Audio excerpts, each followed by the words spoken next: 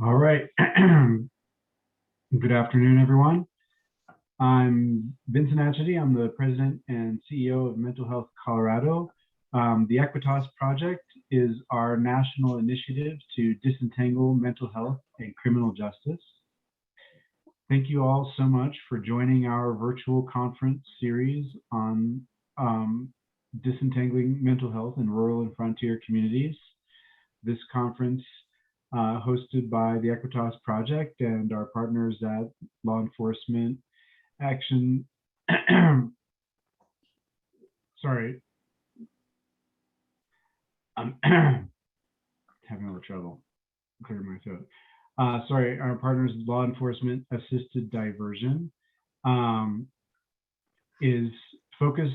We've got 60-minute panels or 90-minute panels each day for 3 consecutive Fridays to give rural and frontier partners an opportunity to talk about work that they're doing to disentangle mental health and criminal justice in their communities.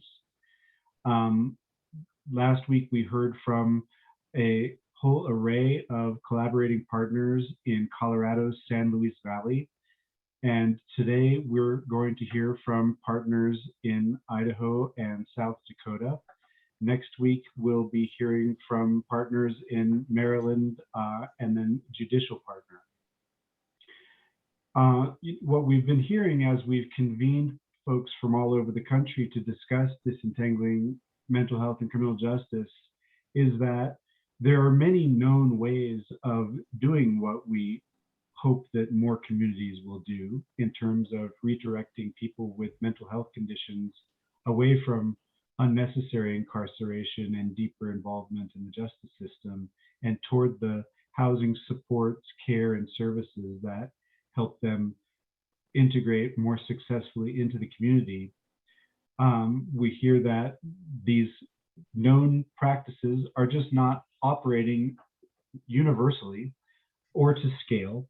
And we've also been hearing a great deal from large urban communities and had heard from partners in rural and frontier communities about the very different circumstances in those communities, often involving very large geographic areas and very different sets of resources and other circumstances. And that's why we've devoted this particular summit to a focus on you all and your partners in your communities.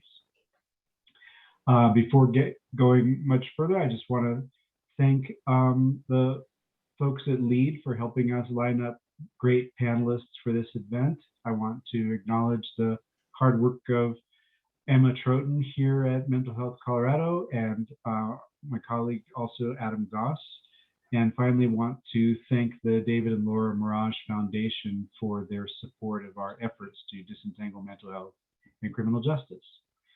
So with that, what we've got planned today is a presentation and discussion with Bill Thompson, who's the prosecuting attorney in Lana County, Idaho, his senior deputy prosecuting attorney, Ashley Jennings, and their partner in behavioral health, Lana Sherman.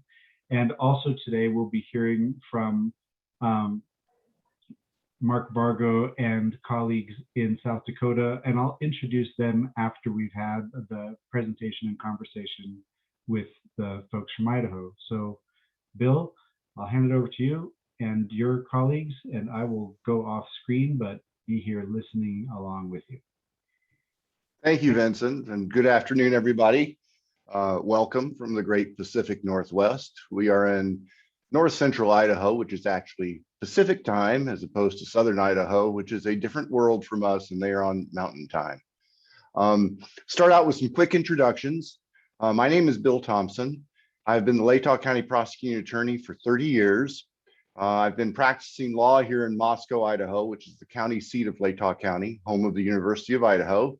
For 42 years. I actually graduated law school the day before Mount St. Helens blew up, for those of you who remember that. There's some folks like Ashley who's probably too young to remember that. Latah County is one of 44 counties in the state of Idaho. Our population is about 40,000 people. And even with that population, we are the 11th largest county in the entire state. So you can get kind of a picture of what Idaho looks like as far as population.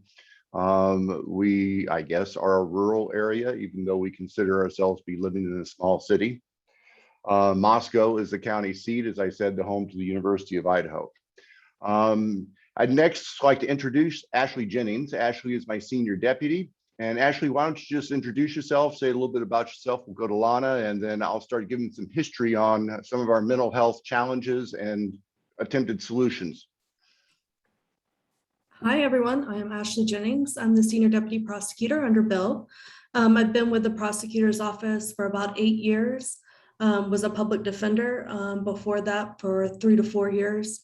Graduated from the University of Idaho College of Law, originally hail from Texas. But yeah, so I've seen a little bit of the mental health part of it on the public defender side and also while working for the Prosecutor's Office.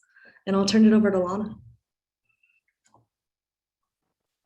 Hi, I'm Lana Sherman. I was actually born and raised up here in northern Idaho, Lewiston, Idaho. I eventually graduated high school, bounced around, and then decided to go back to college. I received my undergrad at LCSC in Lewiston and went ahead and got my master's at WSU. I first started in private practice, so learned how to do a high caseload weekly to make sure that I made my bills, and then moved over and started working for health and welfare, specializing in the mental health court and specializing in substance use disorder. I was able to move up into a clinical position, clinical supervisor position, and I was given the opportunity to supervise mental health court, our mobile response team, and our forensics team. And I am now just quickly moving out into State Hospital North, which is even a smaller place than Moscow, where we are able to provide inpatient mental health services for persons that are struggling with severe and persistent mental illness through the forensic side of Idaho. Thanks, Lana, and Ashley, thank you too. Just so you all know, LCSC that Lana referred to is Lewis Clark State College in Lewiston, Idaho, about 30 miles south of here. And WSU, for those of you who are not Pac-10 football fans, is Washington State University, which is about 10 miles west of us here. We are right on the Washington-Idaho border. So as I mentioned, I've been in the prosecutor's office now for 30 years. Prior to that, during the 12 years before, I was in private practice, and part of that was doing public defense work, which is by contract here. And that includes representing people who are subject to involuntary hospitalization proceedings. So I've had the opportunity to experience Idaho's mental health system in a variety of fashions coming up over more than 4 decades now. When I first started out, the State Hospital North campus, where Lana works now, was much more robust than it is, and it was much more readily accessible to people in need. And then over the years, the deinstitutionalization of people who suffer from mental illness carried through our legislature and the various administrative branches. And the net result has been a reduction in available treatment beds for people who need inpatient treatment. At the same time, we've tried to maintain a vibrant community level presence. Once again, what we live with in Moscow is dictated by the powers that be in Boise, Idaho, our capital in the southern part of the state. Some people call it the great state of Ada. Ada County is where Boise is located. And like with any large group, the Department of Health and Welfare is truly a bureaucracy. No slam on Lana because she is an angel to us up here, but dealing with a one-size-fits-all for a state as diverse and large and widespread as Idaho has been a challenge. What we have seen over the years is a move by our state to try to privatize much of the mental health services. And while that may be a laudable goal, in reality, it has been, in my opinion, abysmal failure. And so we have huge gaps in services for people in our community who are suffering from mental illness, and particularly mental illness that incapacitates them or leads them into conduct that brings them in contact with the legal system. In Moscow and Latah County, we have a hospital, but it is not licensed for any psychiatric admissions. The nearest facility is 30 miles south of here in a different county, and they frequently don't have beds available. So we've really had to be creative in coming up with ways to make do with folks. And we all know, historically, it's been all too easy for law enforcement to simply treat people with mental illness in the criminal setting. We put them in the jail, and where they shouldn't be because of their behaviors, and we kind of work from there. We have currently a much more enlightened law enforcement community. We are close partners with our law enforcement agencies, the sheriff's office and the local police department. And we've also formed a partnership with our local hospital, Gritman Medical Center. Although they don't have psychiatric facilities, they have a robust emergency department. And that's been our clearinghouse and our contact triage point for people who come into serious contact with law enforcement or the community because of mental health issues. Early on, when I first took office, we reached a protocol agreement with our hospital and with Department of Health and Welfare to have people taken to the hospital instead of taken to jail. And we would arrange for evaluations. And if they were deemed to be incompetent or danger to themselves, subject to commitment proceedings, we would try to facilitate those proceedings moving as quickly as possible to get them to the resources they need to stabilize. That still only handles a small portion of our population. And as you all know, that also handles people who have decompensated to the point where they are really in tough shape. And so we have been trying to develop resources with very limited funds, with very limited staff, to be more proactive within the community. And I give Lana and her predecessor, her immediate predecessor with the Department of Health and Welfare, credit for really stepping up to help. Lana, why don't you describe what we've been working on and implementing over the past few years until you quit us and went to State Hospital North? Thank you, Bill. So what we were given the opportunity to do is to start doing what is called mobile response, or a crisis mobile response team. And what that was, I think in bigger cities, I think that it looks like something completely different. We cover Region 2, and we had 4 clinicians at the most available to be able to go out and attend to a situation out in the community, usually with our police officers, because that's usually who gets called first. And what we've been able to do is to try to get in front of the decompensated or persons that could be considered to be incompetent, or even civil commitment processes. So trying to get there before they have to get into any of the legal system, before they are doing perhaps some behaviors that could end them up in jail, and try to start building that relationship with them before any of that happens. Now, it is not perfect in any way. Do they eventually perhaps come out to State Hospital North, where I am at now? Yes. However, the whole community is more aware, more able to manage that transition. And it really truly is about trying to keep our community members at their homes, at the best place for them to be able to manage their mental health. And so that mobile response piece is just, it's what the community needs. It can't be as robust, but it definitely is the best that we can do, especially out here in rural Idaho, where there's a lot of stigma against mental illness and what that means and what that looks like. Thanks, Lana. I mentioned our law enforcement partners, and one of the things that Lana's staff was able to do as she was developing this mobile response program is to arrange to have staff from her office meet with us on a daily basis. Just by way of background, one of the advantages of a small community like ours is Ashley and I and one or two of our other deputy prosecutors meet with the Moscow Police Department detectives and administration every workday morning at 7:30, and we go through calls. We talk about cases that are pending. And one of the things we see, of course, are the calls for service that involve people who are exhibiting symptoms of mental illness to the point where it's interfering with their functioning in the community.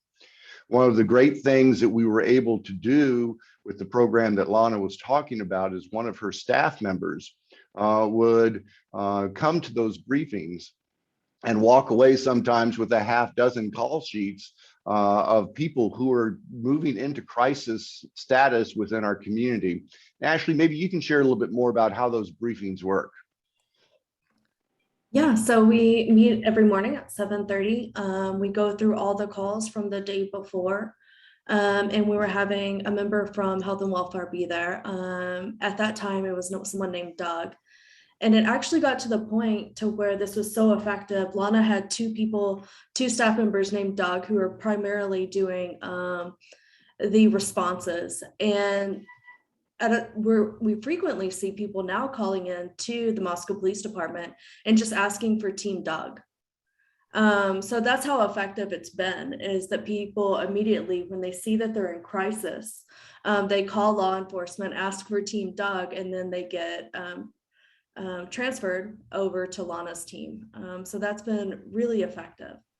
And yeah, I would say every morning, especially on Mondays after a long weekend, there were going to be, at least 5 calls that are going to be something that the mental health team needs to respond to. The other thing that we still have in place, of course, is those who end up with behaviors violating the law, particularly more serious violations.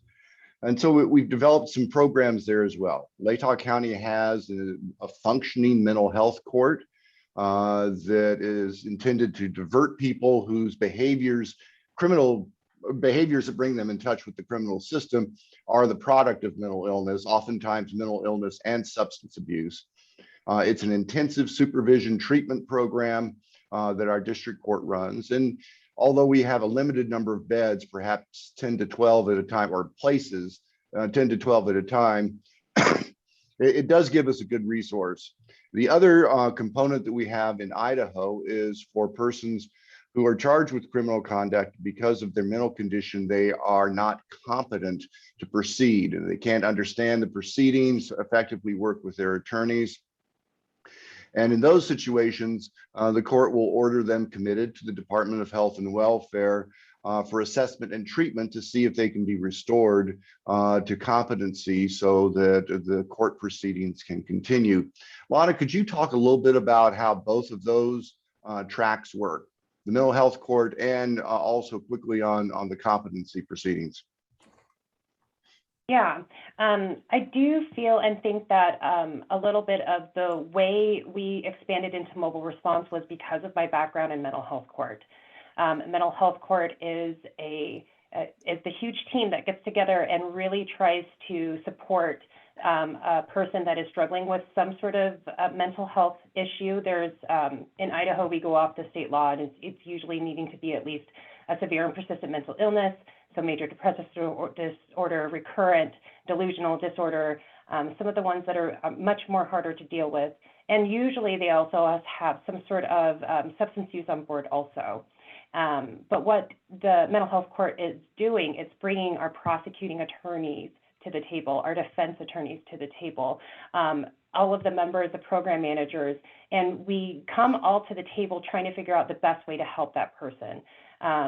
Ashley would come in when she was needed also, making sure that each part of the team was being represented and being aware of the safety of the community and also the safety of the person trying to learn to live this new life.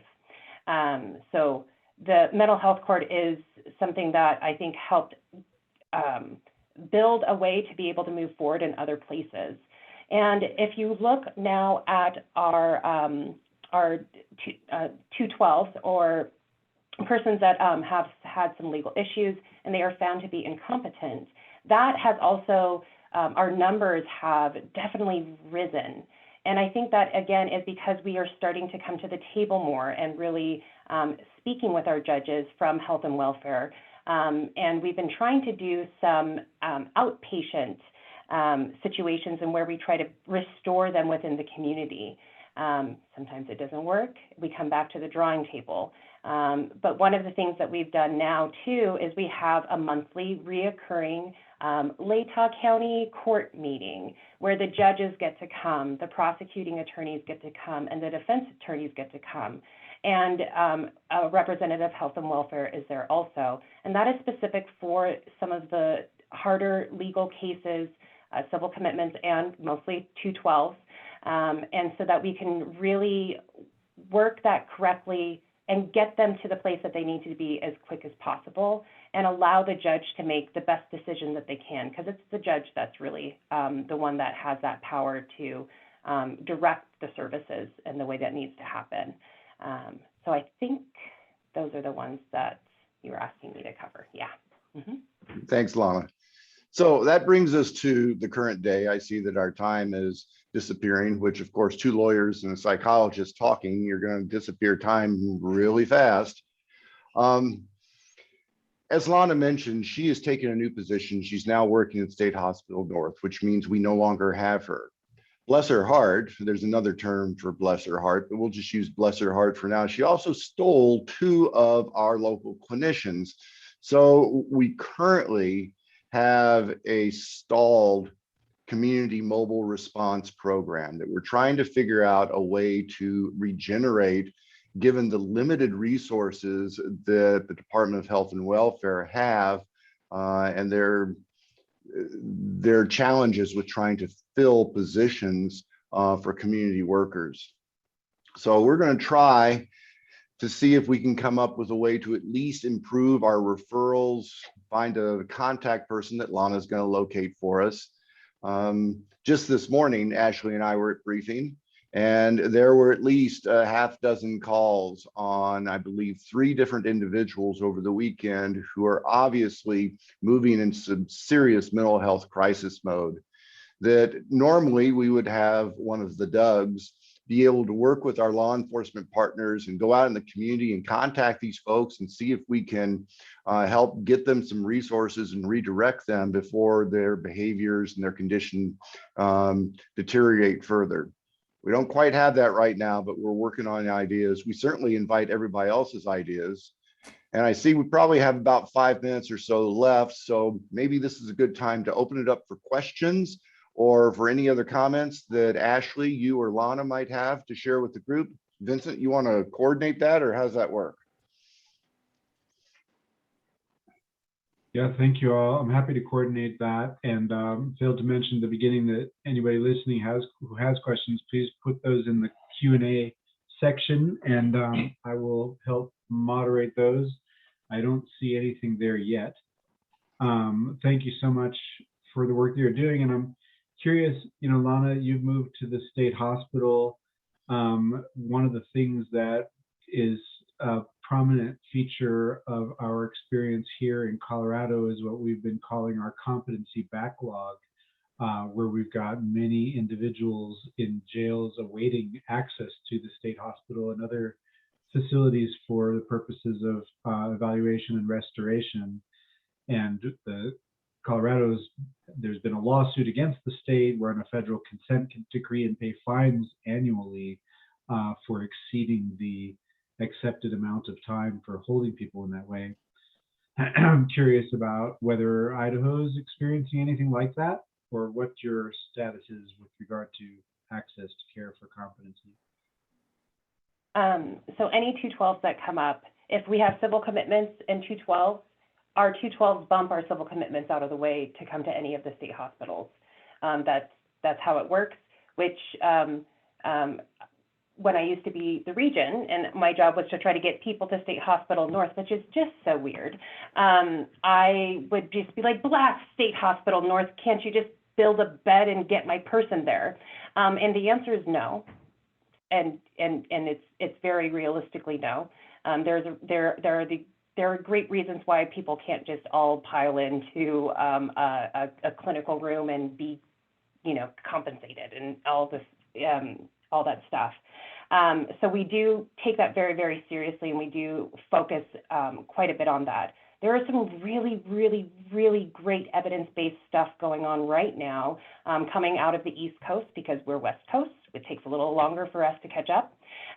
Specific to the way that they are managing the 212s and how they are doing their group facilitations, and also in ways that they can actually go into the jails and help people be restored as much as possible. Can't be everyone. And also that there is a way to be able to restore competency within the community with help, almost kind of like a mental health court, but with a focus on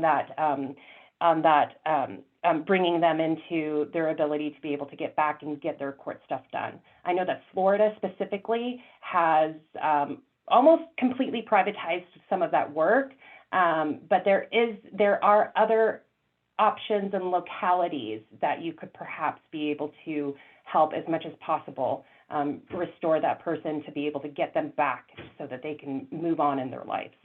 Yeah. So Vincent, I just put my email address into the chat.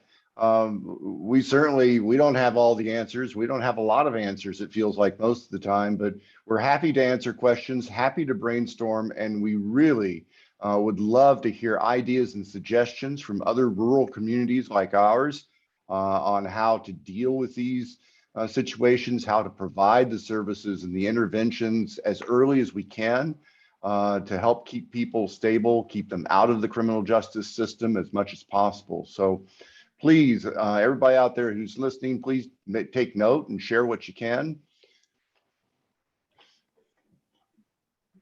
Thank you so much. And Lana has also added her email address to the chat.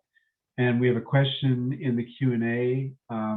You mentioned a community restoration model. Does that have a specific name? So we're in Idaho, so no, we just we do.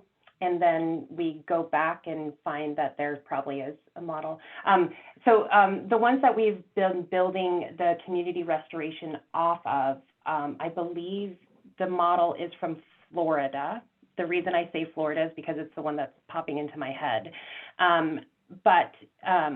It very much, especially in the rural areas, is very, very specific to being able to prove that reconnection and back into their community. Part of that in itself is what has been helping our people doing outpatient competency, and we've used that time to be able to set them up to be not just able to go to court and do the court stuff, but to be able to go home after court. And the more that we've focused on their ability to have a place to live, eat food that they can get themselves, and feed themselves at their own home, the better outcome we've been seeing. So I think that outpatient portion, yes, doing the court restoration, but it's really, really, truly about connecting them back into the lower level of Maslow's hierarchy. If you just help them do court and then you're just saying, but also come back because we haven't done enough yet. And so I think if you're going to look for a program, really, really look about into that case management, social community restructuring, and getting them back there, because it's all for naught if you don't do that part too.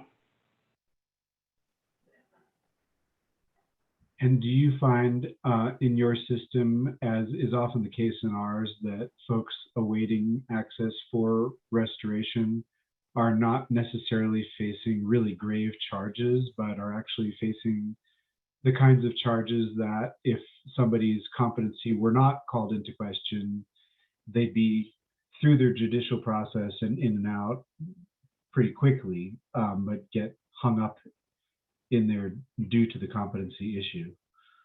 That's a fair statement, Vincent. And we sure have the outliers of the very, very serious cases, the homicides, the serious sexual assaults that are less than 1% of what we deal with. And they're the big dangers to our community, whether there's a mental illness component or not, and we have to prioritize community safety. But yeah, we have a lot of people who will come into the system on misdemeanor nuisance level types of offenses, and they've just kind of ended up burning their bridges, and they've been trespassed from places, and they keep going back, or they're disturbing the peace, or they're doing something like that, and they end up in jail, and they're just a mess. They can't function at all. Those are the folks we're trying to identify, and with Lana's help and with the department's help, try to intercede before they get to that point where they end up in handcuffs. Great.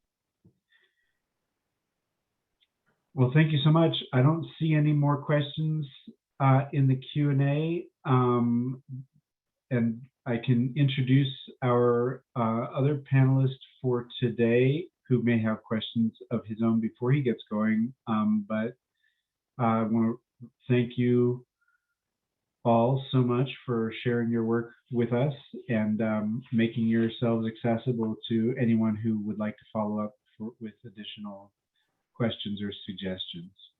You're very welcome, and we thank you for the opportunity, and we're looking to learn here as well, so we're all ears. Thanks. Thank you. Well, also with us today, it's my pleasure to introduce Mark Vargo, who's the state's attorney in Pennington County, South Dakota, and also Allison Morissette, who's with the Adult Diversion Program in the state attorney office in Pennington County, South Dakota. Thank you, Mark and Allison, for joining us today. And if you've got other colleagues joining you, we can introduce them as they join.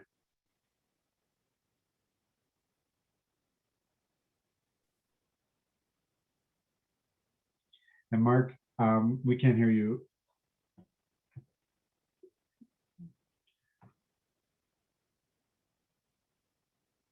Sorry. How about now? There you go. All right.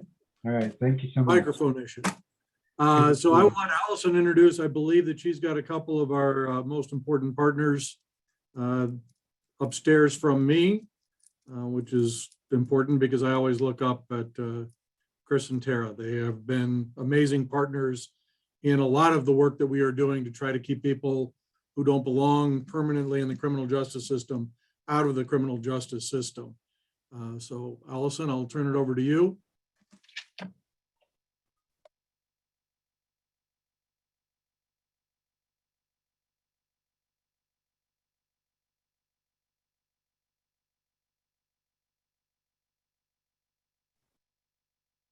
Allison, we can't hear you if you're talking.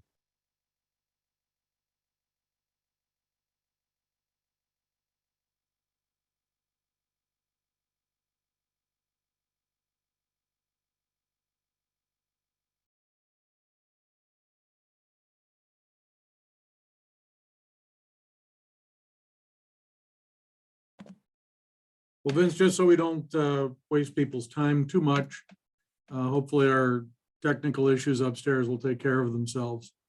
I'd like to start by just kind of describing the process by which our Oyate Court came into being. We have been doing prosecutor-led diversion since the very end of 2015 into the beginning of 2016.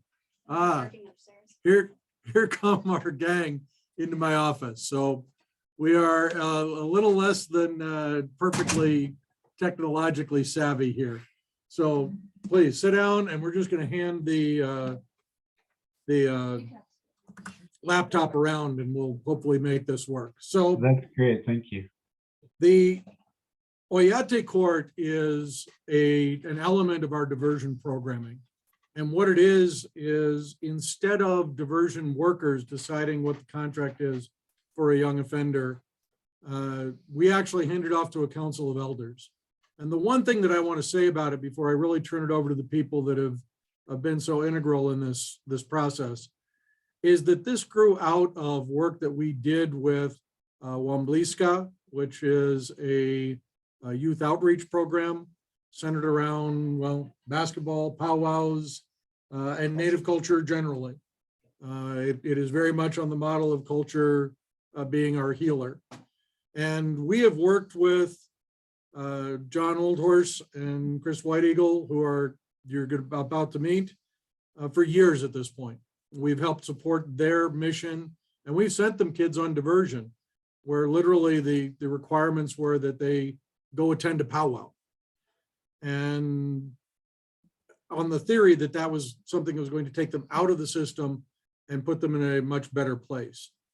But by turning over the authority to decide what a diversion contract looks like, I think we're taking a very important next step toward ensuring that it is not just my vision of what a Native youth needs, but what that community understands that child needs or that young person needs.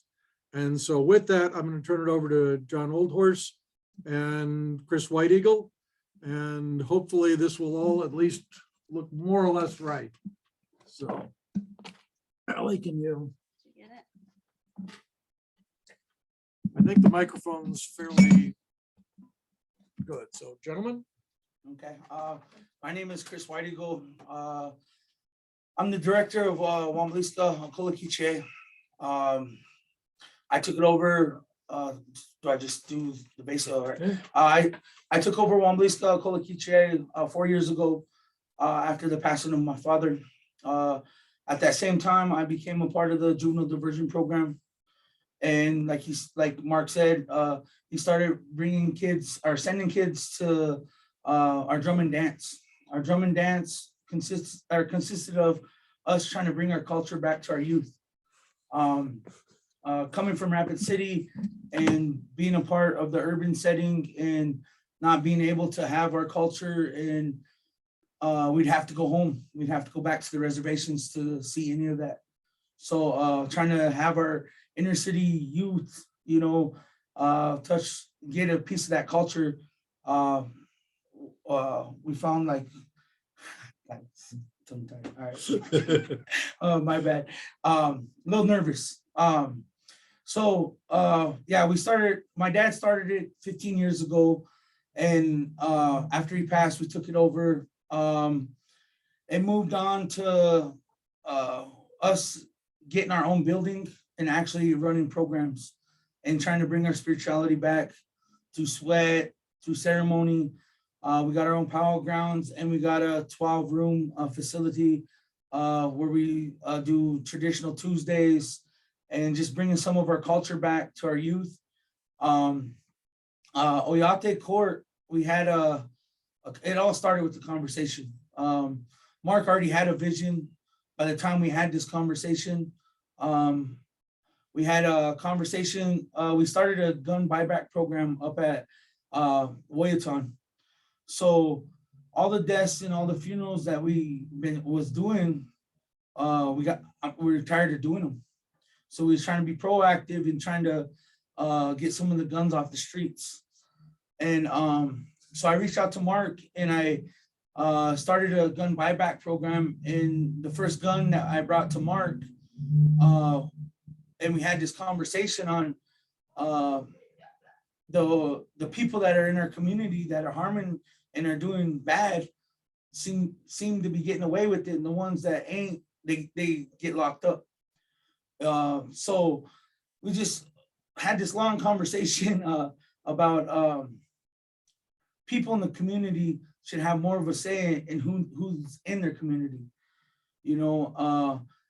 and living on the north side, we got ties with everybody. It's the same families, it's the same people, and it's a lot of everybody that comes through the system. So with that conversation, Mark said he wanted to start do this people's court, right? So I just told him at the time I wanted to be a part of it. I was like, yes, I just want to be a part of it. I know I'm not no elder by any means, and I just want to be a part of it. And this is the mistake that novices make. Chris wanted to be a part of it, and he's somebody that we trusted, so it became really his job. And let me also then introduce John Oldhorse, because Mr. Oldhorse is the pastor at Woyaton Lutheran, which is a Lutheran church that primarily serves one of our areas that is principally Native American. And then he became also a big part of that beginning of the Oyate Court.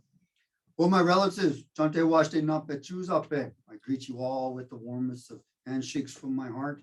It is an honor to be here.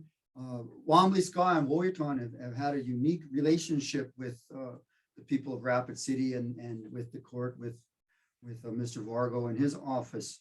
The Oyate Court is very, very important in our community because we are trying to bridge these gaps, trying to fill these voids of a huge amount of Native people being incarcerated for minor crimes and for the old warehousing. So we're trying to find ways to keep our relatives out, find better ways to heal our community. So when we came up with this idea of the Oyate Court, we're basing our views and our worldview on the 7 laws that come with the Chinupa of compassion, generosity, honesty, humility, perseverance, wisdom, and generosity.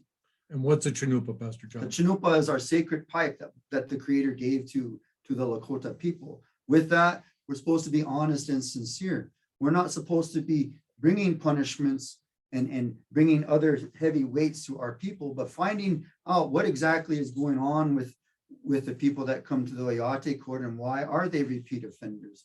What's going on in their neighborhoods, within their houses, that we can do to use our spirituality to kind of help deal with these things that have been imposed on us since the reservation era.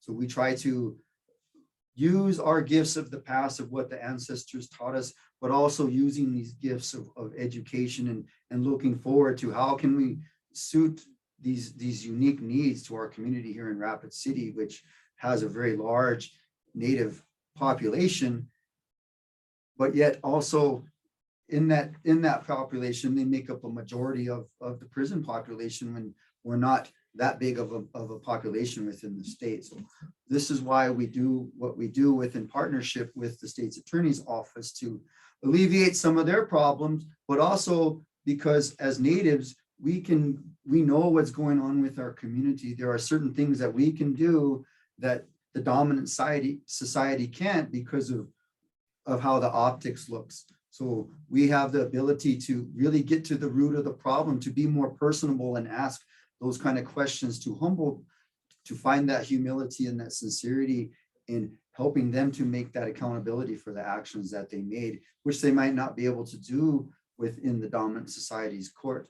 But then again, on the flip side, if they don't do the things that are asked of the elders, then it gets referred back to the criminal justice system. And then we have to have that discussion of where do they go from there if they're going to go back to that world. So there are 2 things that I think have really been changed by the existence of the Oyate Court.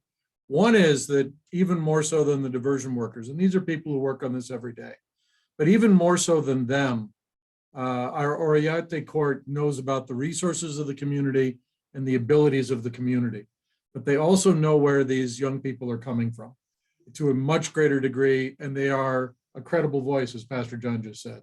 It's very much a different animal to have somebody from your own community tell you what needs to change, as opposed to the middle-aged white dude. All right, elderly white dude.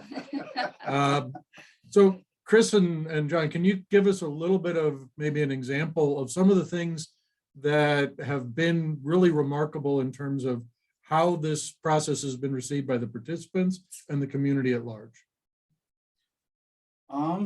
Well, I mean, I think all our cases, which is good. I mean, because we get to ask those cases we get to ask those questions that you guys can't ask. And they Like what, Chris? Like what? So like, for instance, if an individual goes to the courtroom and he's just in there on a minor consumption, they just ask, are you guilty or not guilty? Did you do it or didn't you do it? So we get to ask those questions on, well, do you got a drinking problem? You know what I mean? How often do you drink? You know what I mean? Do you black out when you drink? Do you got a problem drinking? Or who you hang out with outside of. Yes.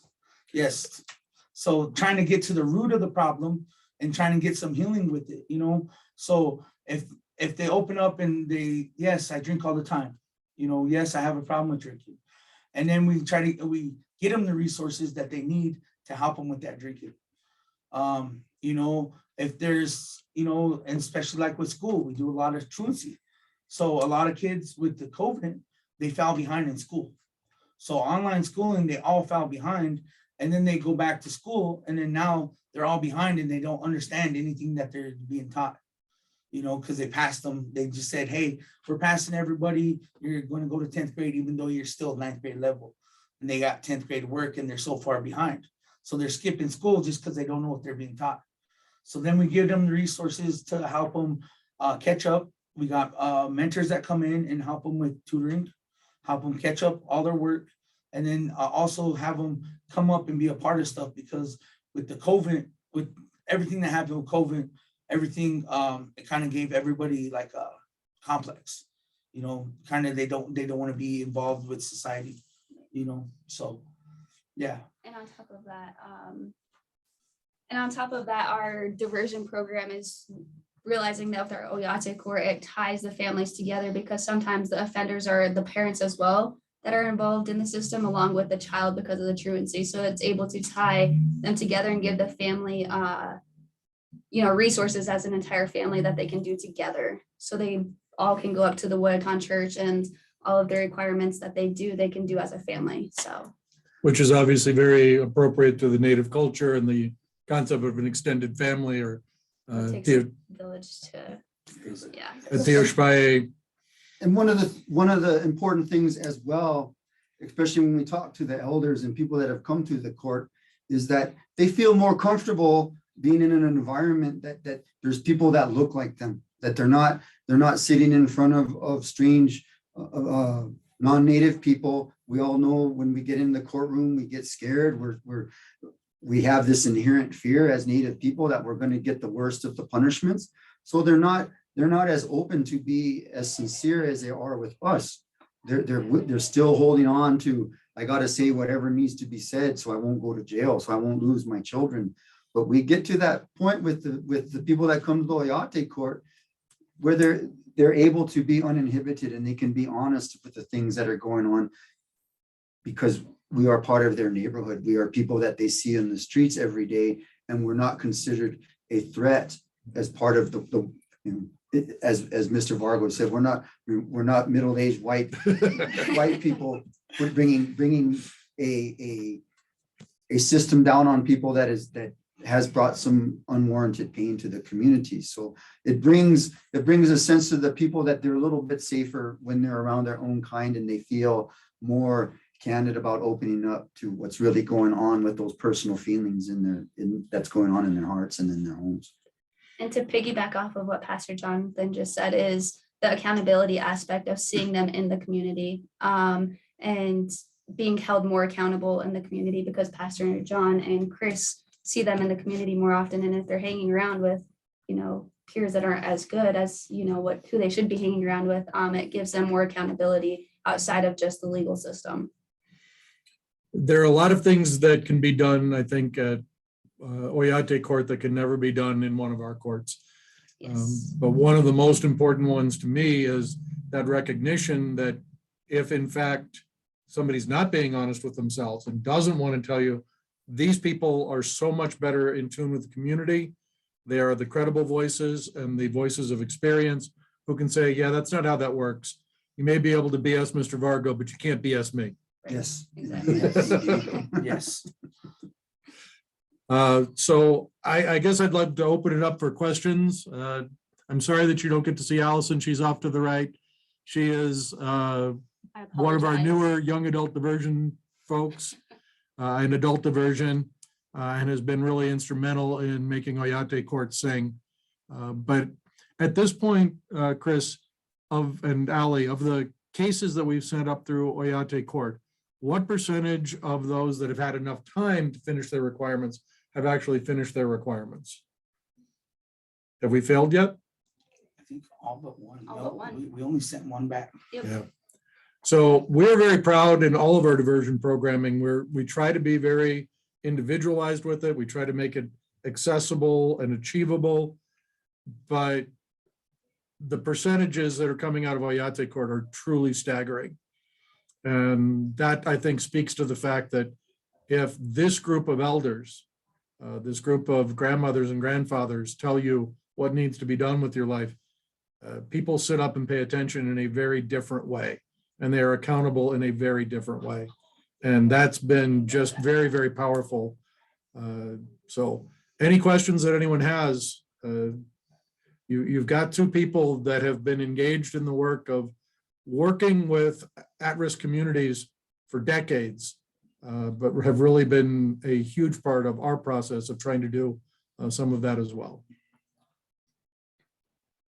And I'm afraid that because of our technological limitations, I'm not seeing the chat. So Vincent, if there's anything on the chat that you want to throw out to us. Sure thing, that's okay. And thank you so much for sharing your work. It's so fascinating to hear about. And what we've got in the Q&A so far is just a question about HIPAA, those regulations around health information, and whether that comes into play with regard to the work done by your Council of Elders. As far as the HIPAA and those privacy things, we treat this as ceremonies. When who's ever in that spot, that's where it stays. It does not go outside of our courtroom. We follow the same rules as we would any other place, even as a pastor, of those privacy things. It's not meant for anybody except for who's inside that room at that particular time. And we have obviously those same issues when it comes to any of our diversion cases. And we've kind of developed the paperwork to ensure that we have access to the information that we need to have access to. All of our volunteers on the Oyate Court do sign confidentiality agreements and the right paperwork that we know will sit, like what's said in the circle will stay in the circle. That's great. So a question I have is just about, we talk about cultural competency here in Colorado with regard to our access to mental health care and how limited that is. We've got a fairly substantial Spanish-speaking population here in the state, but something like less than 3% of our care providers have the competency to provide care in Spanish or with any knowledge of the culture of Spanish-speaking folks.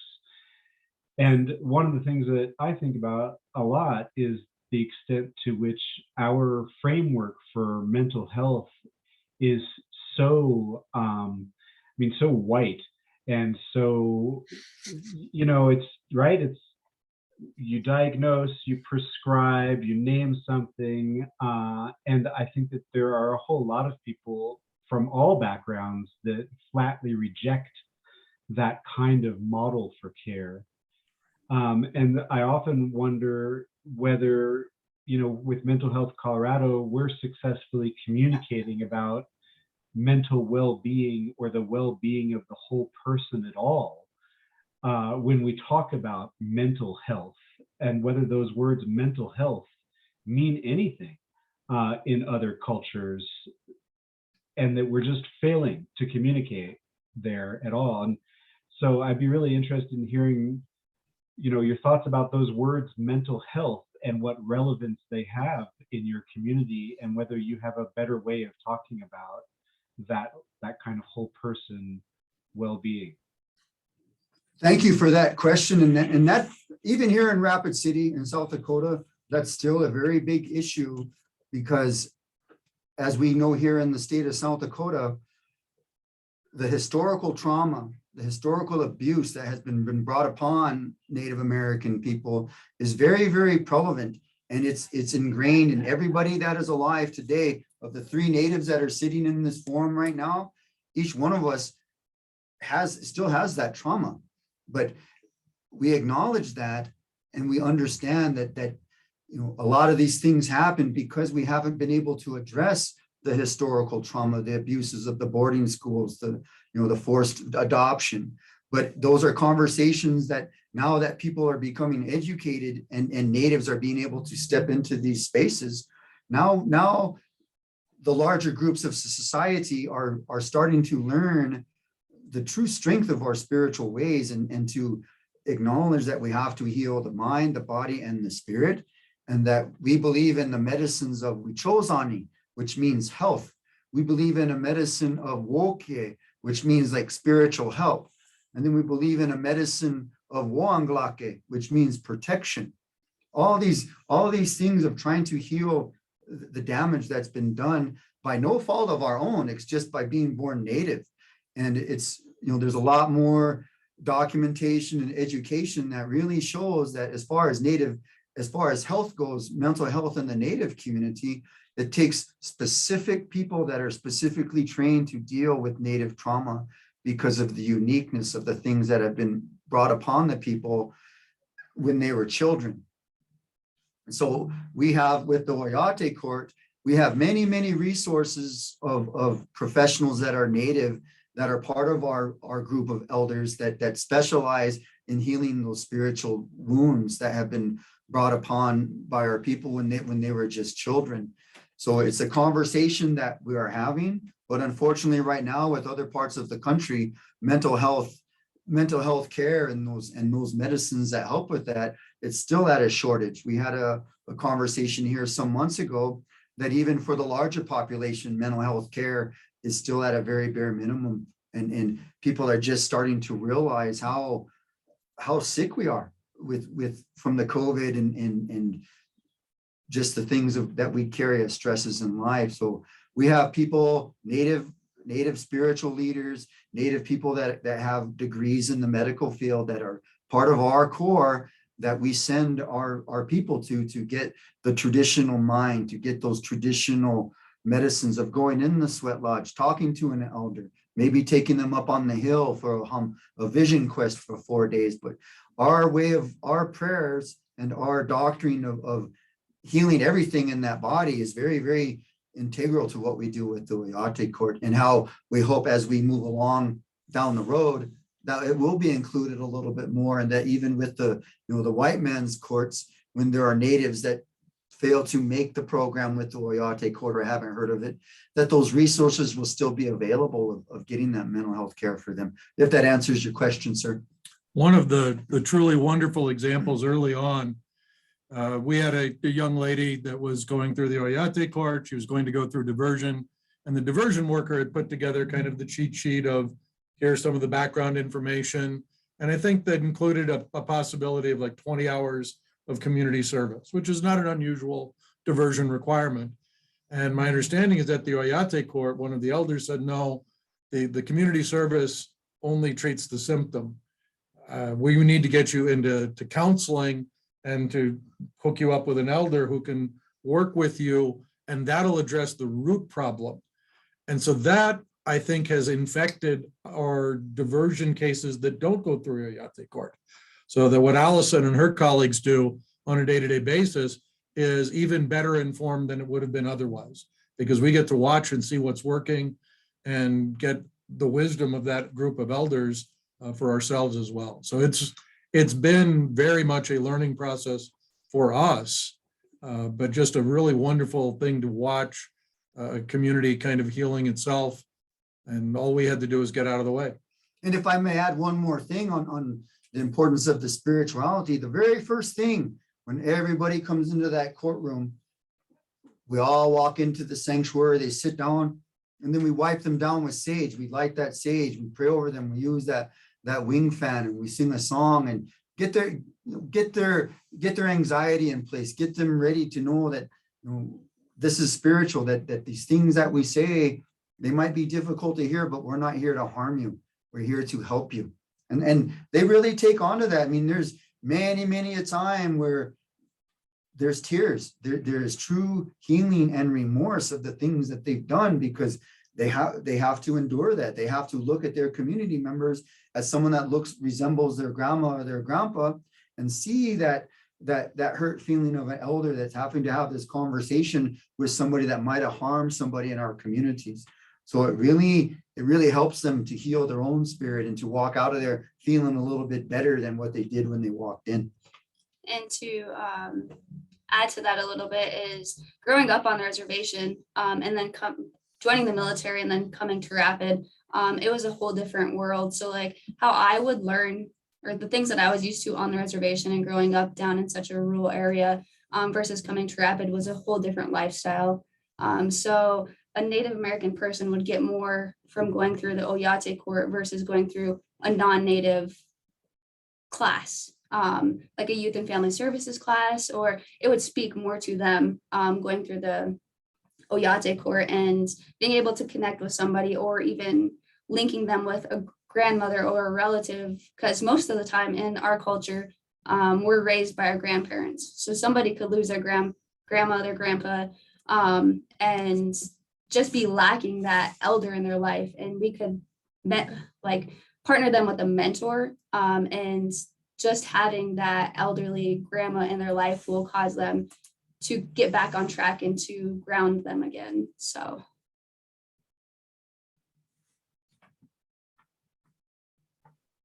Thank you. You know, one of the things that strikes me also as sort of dysfunctional about the mental health world in which we operate is I always think about the word health in English. And when we look back at the origins of that word, which came from a Middle High German root, it means whole. And so when we talk about being healthy, it's about being whole. And yet everywhere we look across our healthcare landscape, it's the opposite of whole. It's entirely fragmented. And one of those, the first things we do is we do this fragmentation of physical health versus mental health. And then we see, you know, one doctor for our eyes and another doctor for our feet and another doctor for our teeth, and none of them ever inquire about the whole. It's always just a piece of the person. And that segregation of physical health versus mental health, mind versus body, to what extent does that kind of segregation exist in your traditional culture? There's no segregation at all. It's all the same. Making sure everything is running in sync. And if one of those is not, you know, if one of the pistons isn't firing the way that it should be, then we try to figure that out to fix that. Because if one of those cogs isn't working, it's riding on, you know, 3 good tires and 1 flat one. It's not doing what it's supposed to be doing.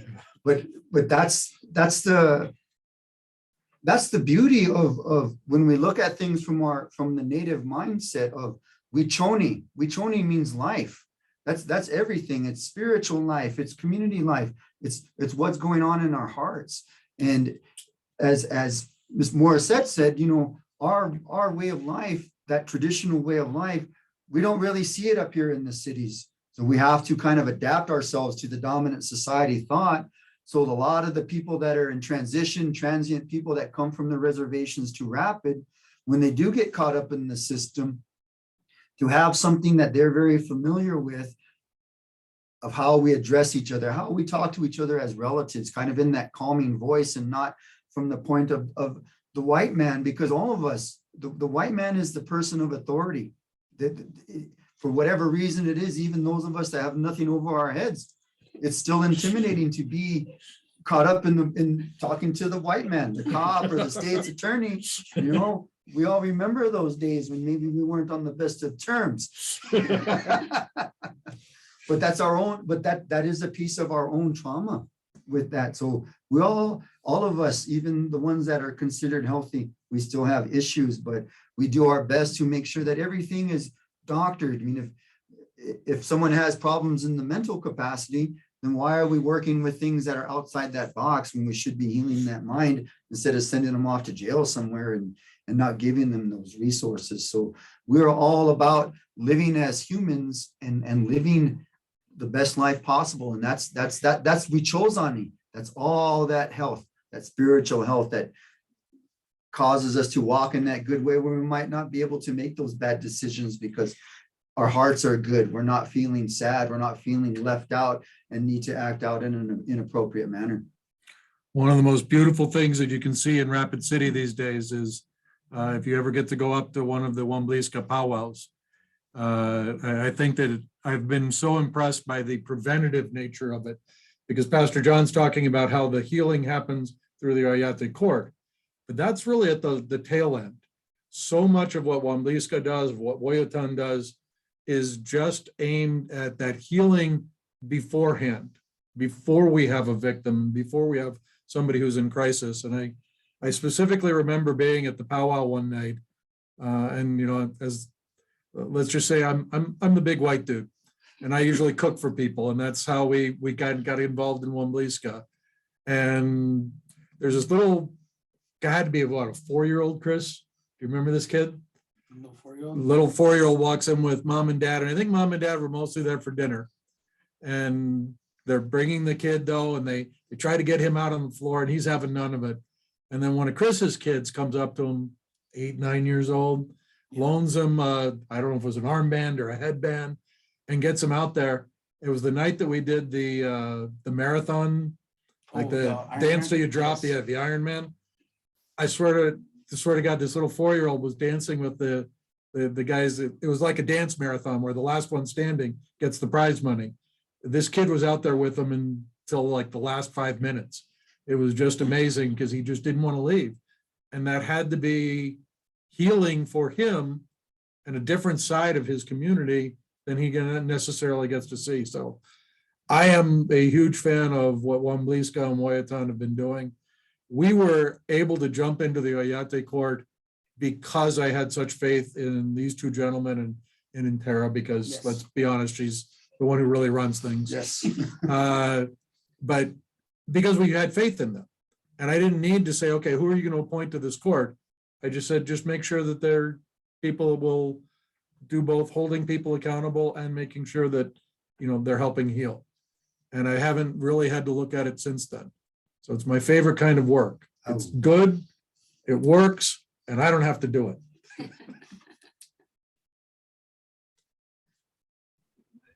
So another question for you. Are you aware of similar courts in other Native communities in the state or around the country? As far as we are aware, we are one of the first that it has started it. Something like this hasn't been available for probably 150 years, because at one point in time, there was an Indian court where Indians were responsible for the justice of those crimes. There was an Indian court at one time. So this is kind of a reboot of those Indian courts, but not at that tight of a level where it's real strict and sending you off to jail. But this is the start of something that was started by people like Chief Gall from the Hunkpapa tribe back in the 1890s. He was very instrumental in helping to bring the Indian court and helped alleviate the problem for heavy-handed of justice from the American judicial system. So they had those Indian crimes, but there were specific things just like now where they can't touch it because it's out of our lane. So there are still limitations, but this is something that is, especially here in Rapid City in South Dakota, this is something that we shouldn't even be having the conversation because it's so far out there in terms of how we are represented in the state and how sometimes cowboys and Indians is still very much a way of life in our state. We do have obviously tribal courts, and some of them I think operate on a little bit closer to this model, but even some of the tribal courts have reached out to us to ask about whether or not they could adopt something like this. And I do think that it is the only model in the United States. I've talked to my colleagues at the National District Attorneys Association. I believe we're the only one where it is the state court system ceding its authority to make decisions to a group of tribal elders. And I think in that sense, we are unique. And but I hope that we don't remain so for very long, because it is just so obvious to me that it works. Yes. Yeah, amazing work. So great to hear from you. So there's no more questions right now. Do you have other things you'd like to say before we wrap up for our session for the day? We would just like to say on behalf of the Oyate Court and Wambliska, thank you for the time to come and share, and I'll let Chris say his closing remarks as well. Yes, yes, thank you. to come and share and be a part of, explaining what we do. We like to get our word out of what we're doing. Well, thank you.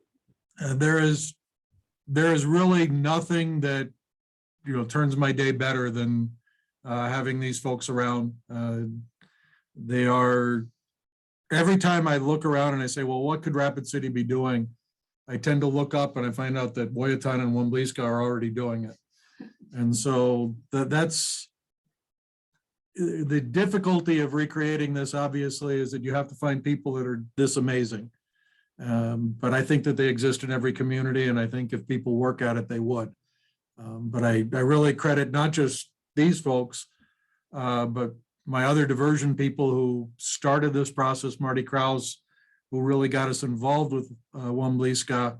That set the groundwork so that they believed us. Although Chris and I, do you want to tell the story real quick of how we first met? No, you do it. Okay. You do a better job of it. So I met Mark, was it 4 or 5 years ago. There was a relative that ended up dying down here. He ended up standing next to a church, supposed to be our sister church, and he was just standing up and he froze to death. And we ended up going down and do a prayer circle and sing for him. And at the time I didn't know Mark. So here we are singing. We're singing and look over and here Mark is. I mean, you could see Mark out of a crowd. I mean, he's tall, you know what I mean? So, so here we are singing and stuff. And afterwards we was right in front of the jail. And we were sitting there talking. It was like, we're this close. Why don't we go sing some prayer songs for the jail? Mark overheard us and he said, well, because we was thinking the cops are gonna come out and harass us. So he's like, well, I don't know.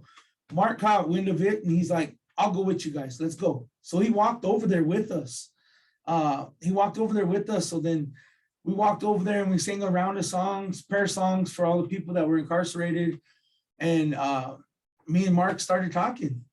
We started talking and told him a little bit about what we were doing. And that's how our relationship first started. And we started walking. I got to meet his wife. His wife's wonderful. She's a very kind lady, and we got to meet his wife, and we literally walked to the jail, walked all the way back. And that's how Wambliska started with juvenile diversion.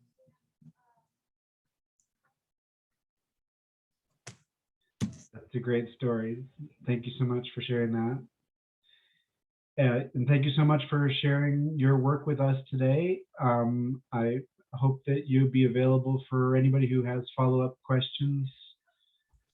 I'm a little limited on the chat. Feel free to share my email and Ali's email with anyone who needs them, and we'll hook you up with Wambliska or Woyatan as appropriate. That's great. Just so you know that this session, the whole thing's been recorded and we'll post that up on our website, and you're welcome to share with anybody else. We'd love to help you promote the work of the court to other communities around the country. Thank you. Thank you. Well, so just to say, next Friday we'll be convening again at the same time, and we'll be hearing from folks in Carroll County, Maryland, and about judicial-led diversion from Judge Seamus in Lake County, Colorado. Hope you can join us for that as well. And thank you all for joining us this afternoon. There we go.